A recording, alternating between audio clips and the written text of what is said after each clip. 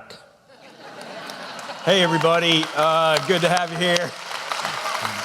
Welcome, Homer Glen, New Lenox, Orland, online. Good to have you. My name's Tim. I was the pastor here for 33 years, and then I tried to retire and moved to Nashville, and I've been back a lot, and I'm glad. I love you guys. Barry White said, "I can't get enough of your love." That's how I feel about you. Okay, we're talking about James, and I just want to review where we're at so far, and then get into it. James was written as a preaching book, not a teaching book. He wrote it because he wanted to encourage the people with the stuff that they already knew. Okay. So in review, what we did is we talked about the whole book of James is about how you need to have head faith and then heart faith and hands faith. You need to do something with it, okay? You need to serve. He said, show me your faith by what you do. That's what's supposed to happen. Even the demons believe and they shudder, but they don't do anything about that faith. So it's different. You need to have that faith. And let me just say, if you're just turning me on right now online or whatever, and you didn't see Michaela's testimony a minute ago, man, it was amazing, and it'll change your life if you think about doing a mission trip, do a short-term mission trip. Changed my life, changed my family's life. You don't have to be from around here. You can join up and go with us wherever we're going. I promise you that'd be one way to get your hands going. So then we talked about anger. He talked about how anger doesn't do our faith any good at all, and we should be quick to listen and slow to speak and slow to become angry. And then he talked about the tongue and how it sets fire to everything. And then last week I talked about how we should be praying, how we should be planning and praying if it's the Lord's will. He said, don't be thinking that you could just go do your own thing. Everything needs to be mirrored under this thing, under this umbrella of God's will. And what does it look like to do God's will? And I've done most of these sermons, and I've admitted that even after being a Christian for a long time, I have trouble with every one of these topics. I really don't like the book of James because I'm not very good at it. But finally, we get to chapter 5 today, and there's something that I don't have a problem with that we're going to talk about today, and it's patience. Thank you. I'm here all week. Try the veal. People on the front row are laughing at me a lot because they know, okay? I don't do well with patience either. He says this, he says, be patient then, brothers and sisters, until the Lord's coming. All right, that's what we're going to talk about. And look, let's just admit that life is really hard. We know that, right? Life is hard. Things don't always work out the way we want them to. We live in a kind of a Murphy's Law kind of a world, don't we? My favorite story along those lines is this woman who was snow skiing with her husband. And if you don't know anything about snow skiing, there's not a lot of places to go to the bathroom, okay? And she needed to go to the bathroom really bad. And her husband, being a guy, was like, well, why don't you just go behind that bush over there? You know, because that's what we would do. But she was desperate enough that she decided that she would actually do it, okay? So she goes over behind this. And he says, you're also wearing white, so people can't really, they're not really going to see you anyway, right? So she goes over behind this bush, and she proceeds to pull her pants down and do her thing. I won't be graphic about it, but you understand how it works, right? However, if you've never gone snow skiing, you may not know this, but there's a right way and a wrong way to set your skis. They have to be absolutely perpendicular, okay? Because if they're not, you could start sliding. And sure enough, she started sliding backwards. And she wasn't a very good skier. She didn't know how to stop herself. All of a sudden, she finds herself out on the slope in front of everybody with her pants down around her ankles, going down like this backwards. And of course, it was a slope with the ski lift going over it. So she was mooning everyone on the ski slope. Finally, she thankfully hit a tree and actually broke her arm. So they take her to the emergency room, and she's in the emergency room. She's got painkillers. She's got her pants back on, and they bring in another guy who's broken his leg. And she decides to make small talk. And she says, hey, how'd you break your leg? And he says, it was the darndest thing. I was on the ski lift, And all of a sudden, this woman came out of nowhere with her bare bottom hanging out. And I leaned over to get a better look, and I fell out. How'd you break your arm? It's that kind of a world, isn't it? I mean, we just know stuff is going to go wrong. And that's funny when we laugh at other people's moments, but when there are moments, it's a little bit different. And many of you are living in those moments right now, and it may not be an embarrassing problem. It may literally be a debilitating problem. And you may feel like you're skiing backwards, out of control, and you're kind of hoping you'll hit a tree and just get it all over with because it seems like it's not going to end. So what I haven't really unpacked about James so far in this, now we're the last chapter, finally, thankfully, we're done with this guy.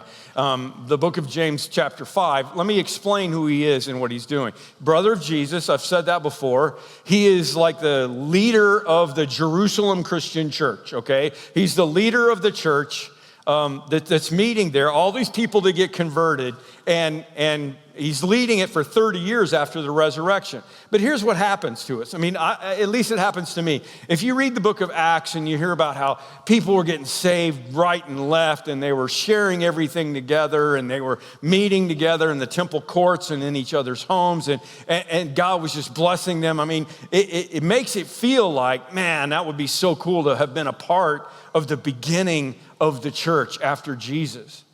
And I'm sure that it was, but what you're not factoring in is that these are Jewish people, and the Jews are the ones, the Jewish leaders are the ones that killed Jesus and thought he was a heretic. So if you're following him and telling everybody that you believe he's alive and you're following him, you are being ostracized by society.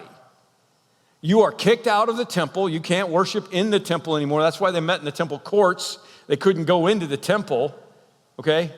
Your business is going to fail. Nobody's going to do business with you. You're going to become poor. The reason that they shared everything together was because the commerce just was shutting down for them. Think of the Jews during Nazi Germany, right? Or think of anybody that's in an oppressed society. That's where they were. They weren't getting any commerce. As a matter of fact, we see the Apostle Paul going all around his missionary journeys, and sometimes he stops and he raises money for the church in Jerusalem. He literally raises money from people that are like already poor themselves, but he says, the church in Jerusalem really needs us, you guys. I mean, this is the reason why Joseph, the guy who had the tomb that Jesus was buried in, it says he was a disciple, but secretly for fear of the Jews. A lot of people were doing that, but the ones that were overt about it, the ones that were coming out, that's who James is writing to, the people in the church, okay? And here's how he starts James, back in chapter 1. Consider it pure joy, my brothers and sisters, whenever you face trials of many kinds. Okay, come on, James. Because you know that the testing of your faith produces perseverance. Let perseverance finish its work so that you may be mature and complete, not lacking anything. What he's saying is, look, I know it's hard, but there's good that's going to come from this. Your faith is going to grow from this. It's not something anybody ever wants to hear, but it's true. He says, if any of you lacks wisdom, you should ask God, who gives generously to all without finding fault, and it will be given to you. But when you ask, you must believe and not doubt, because the one who doubts is like the wave of the sea, blown and tossed by the wind. He's saying, look, I know it's hard. I know it's been hard for a while. I know that at this point you're like, did Jesus really rise from the dead? Should I really be doing this? He says, those who doubt should not think they will receive anything from the Lord. They're double-minded and unstable in all they do. He's saying, look, hang on. This is going to be okay. Then he gets over to chapter 5 after giving us a bunch of instructions about how to live in a world where maybe we don't fit in as well as we wanted to. He gets to chapter 5 and he says, he uses the word patience or perseverance 6 times in chapter 5. So in other words, he's bookending his whole letter to the church with be patient and be patient. We get to chapter 5, and he's going to explain patience a little bit more. He's going to talk about when should you be patient, okay? Let me just give you some illustrations. And he gave them illustrations that they would understand. He said, be patient when your circumstances are uncontrollable. And he's going to talk about farmers. You understand that sometimes your skis are going to be set the wrong way and things aren't going to work the way that you want to. And what he's saying is being a Christian doesn't mean that everything's going to work out for you. Jesus said, in this world you will have trouble. The Bible says the rain will fall on the just and the unjust. Okay, our circumstances don't change when we follow Jesus. So what James is saying is be patient, okay? Here's where he goes. See how the farmer waits for the land to yield its valuable crop, patiently waiting for the autumn and spring rains. You too, be patient and stand firm because the Lord's coming is near. Listen, don't go into farming unless you've got patience, right? Part of the job description is patience. You have to wait to till, wait to plant, wait to harvest. There's a lot of factors in waiting. And I know most of you aren't farmers and probably didn't grow up as farmers, but you get it, right? It makes sense. I understand farming because my mom grew up on a farm in Arkansas. I found this picture. That's little Timmy with my grandpa, DC. DC was born in 1898. He's long since gone, but you just look at that guy. He's just a farmer, right? And I'm too sexy for my shirt. This is a wonderful picture to me. And there's so many factors that my mom would talk about when the weather wasn't going right, or the rain didn't happen when it was supposed to, or there was heat, or the economic situation, or, what the price of whatever were. Labor practices. You get that, right? And honestly, that picture also, if you want to know why did I leave here and go to Franklin, Tennessee to be with my grandkids, it's because I never really got to know my grandpa. He was old and he lived in another state. We saw him once a year, and I just decided, you know what, I'm going to let my grandkids have more than a picture like that. So that's why I'm there. And I'll come back as much as you need me, but that's why I'm there. Did you,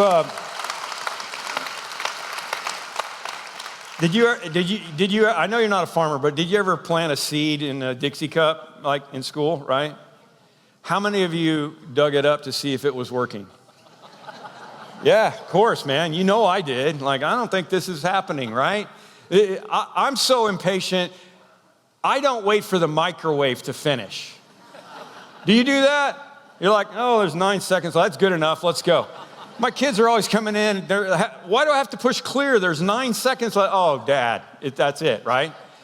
Most of you have never been to Palestine. You don't understand. You're from Illinois. This is wonderful farming country here. Arkansas was a lot harder for my grandpa. Palestine is a whole nother issue. And everybody that James was writing to understood it.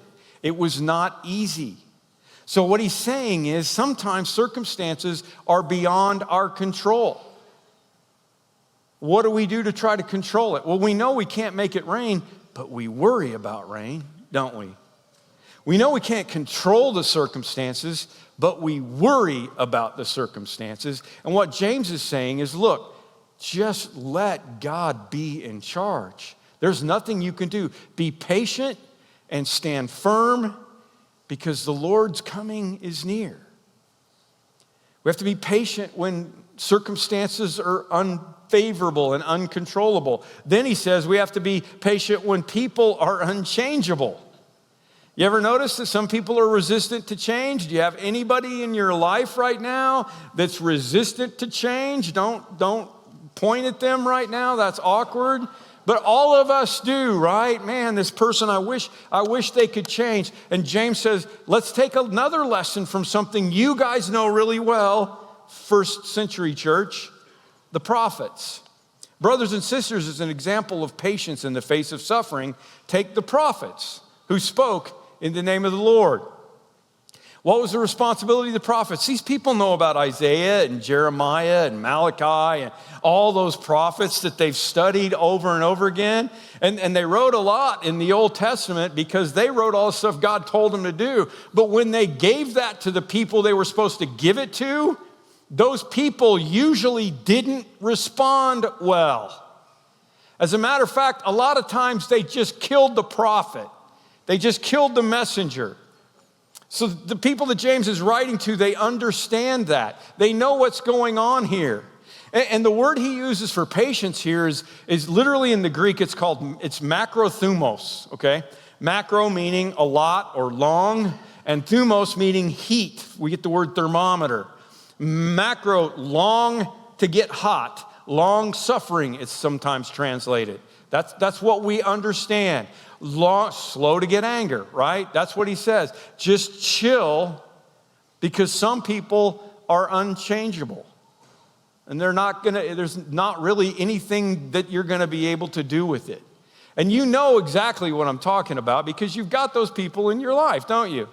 We have a word for it in pastoral circles. It's EGR people.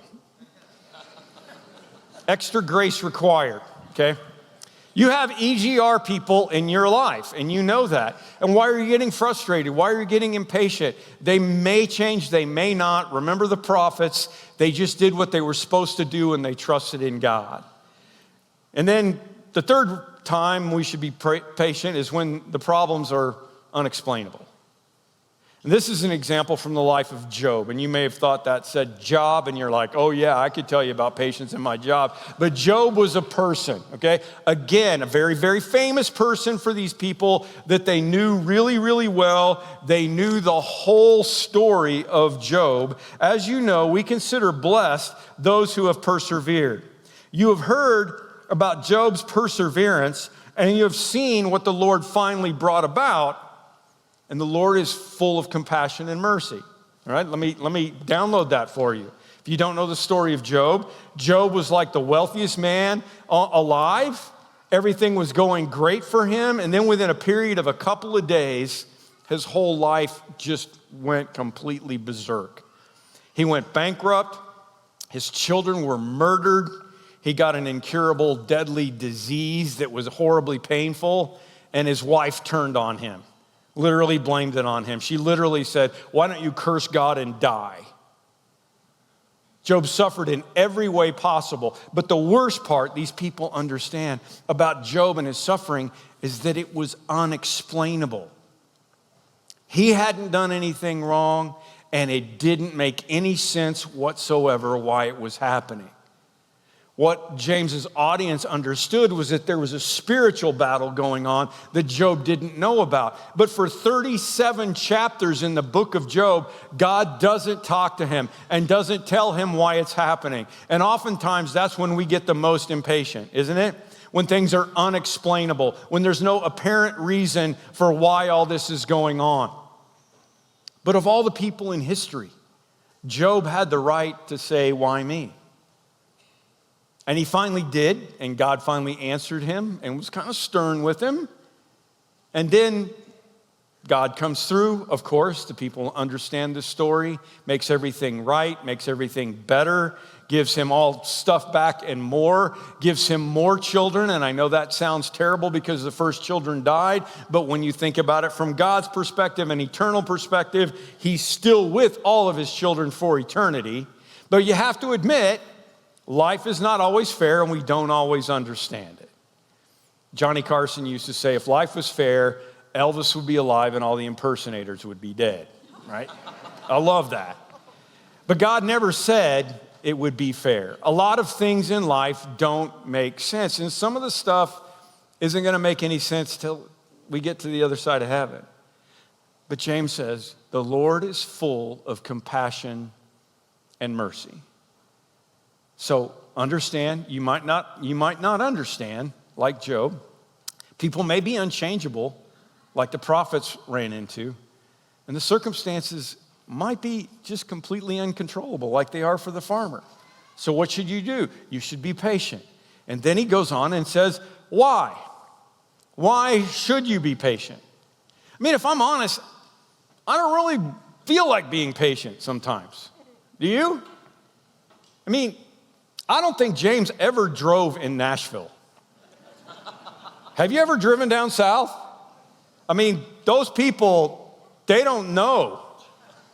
They don't know that 3 cars are supposed to turn left after the light turns red. That's a rule in Chicago, right? We all know that. It ought to be the law.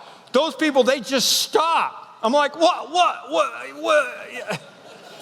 I have several friends from Chicago. I know this is going to surprise you, but several other friends from Chicago in Nashville. Several of them are from Parkview that moved down there. And I was driving with Bob and Jason, a couple of my friends that are from Parkview that live down there. And we go to a Bible study on Tuesday morning when we're in town together. And it's a really fun time. But we have to go through a place to get to where we're going, where everybody's trying to get on 65 to go north to go to Nashville, and it's always pretty crowded there. And we're there the other day, and Bob's driving, and we're like over here, but over in the turn lane to get on 65, evidently a guy didn't see the light turn fast enough, and somebody honked at him. And Bob said, "Oh, that guy's from Chicago." Because they just don't do that. And sure enough, 2 lights later, we're in a left turn lane, and the light turned green. We're the 4th car back. The light turned green for the green arrow to turn left, and the guy missed the whole light. I know. Patience, my goodness, no. And I didn't notice it, or I would have leaned over and honked for Bob. And I'm like, "Bob, why didn't you honk?" He's like, "I don't want anybody to know I'm a jerk from Chicago." So we just sat there. That's how it works, okay? James says it's important for us to be patient for 2 reasons. Number 1, because God is in control, okay? Be patient and stand firm, he says, because the Lord's coming is near. God's in control. 3 times in the passage, he says the same thing. God is in control. Nothing's going to stop God from doing what he needs to do. God is in control of history. He's got it all figured out. It's on his schedule. Nothing is late. God's purpose for your life is greater than any problem that you're facing right now, because God is in control. The Phillips translation of this says, "We are resting our hearts on the ultimate certainty that the Lord is coming back." And if you've got that kind of perspective, you could probably sit through the left turn light without honking. Though a situation may be out of my control, it's not out of God's control. A lot of times I wake up in the middle of the night thinking about things and worrying about things. I don't know if you do this too, just like, "Oh, I forgot to do this," or maybe I did this wrong or whatever. When I get up in the morning and I spend some time with God and I have a good new perspective and I'm fully awake, I just kind of like, man, I don't know why I was so worried about that.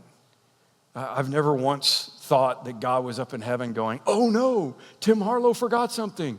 Oh no, Tim Harlow did it wrong. I don't know what I'm going to do." It gives you a whole different perspective when you realize that God is in control. This is what the Apostle Paul said, "For in this hope we were saved." Now, hope with a seen is not hope, but who hopes for what he sees? It's right there. But if we hope for what we do not see, we can wait for it with patience. If we have hope, if we have faith, if we trust in God, then we can be patient because God's in control. And secondly, because God rewards our patience. He said, "As you know, we consider blessed those who persevere." They are blessed, okay? What does that mean? That means there's some extra special thing that God adds to them when they persevere. It means Job and the prophets and the farmers are going to be in a different kind of a category than I'm going to be later on. The second half of Job's life was more blessed than the first half because he was patient.